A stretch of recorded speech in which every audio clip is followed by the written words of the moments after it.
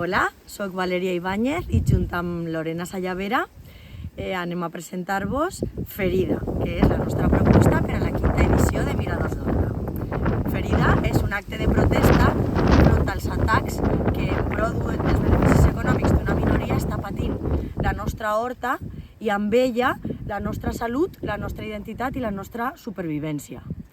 La proposta té, per una banda, escletxes profundes fetes a la terra que evoquen la ruptura d'un vidre que està patint un fort cop. Aquestes escletxes simbolitzen les ferides de l'horta.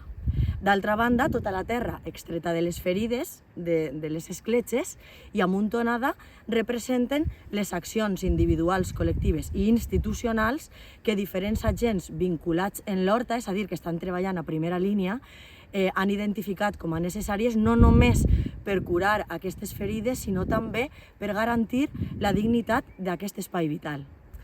La proposta és una obra de land art participativa que ens convida a recórrer l'espai per conèixer i comprendre des de la proximitat la fragilitat de l'horta.